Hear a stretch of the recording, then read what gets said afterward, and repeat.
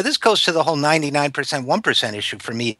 Even I don't mind somebody getting a good income, an excellent income for being great at what they do, but the question is how much is too much when you're talking about college athletics. I think the coaches who have a good season get overpaid. So I think this is an excellent point. And one of the anecdotes that came out of this whole story that was so striking to me, and as we, in our last couple of minutes, I'd love your comments on it, was the one about the wrestling coach who got an $18,000 bonus because a single wrestler won a match. The kid didn't get anything for winning the match. The coach got $18,000. What does that say about our system? Well, here's what's even funnier. It wasn't the coach. It was the athletic director at the school. So it was some bureaucrat, a couple levels removed from the coach. It was essentially the guy who hired the coach.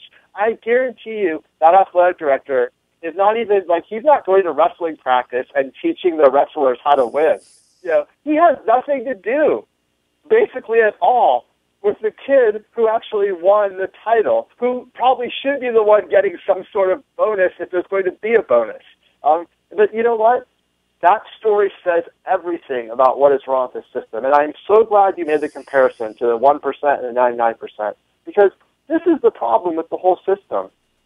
It's not a free market, but it's a rigged market. Like I said, it's not that these coaches necessarily make too much or not enough. It's that there's so much money available to them because the labor force has the deck rigged and stacked against them, and they are not allowed to make any of that money. And that does speak to the bigger economic inequalities in this country, where we have an economy that, over 20, 30, 40 years has been rigged so that the rules favor the people at the top, and the money flows up to them. It's the exact same thing that's going on in college sports. And you know what's gains are not being shared by the workers.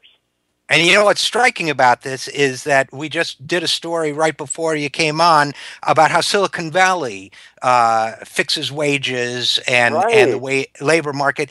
To me, it's the same deal. It's the talent is getting exploited and manipulated, and more power, in my opinion, more power to these students for becoming aware of how they're being treated and organizing and doing something about it. I don't know about you, but I say the kids are all right.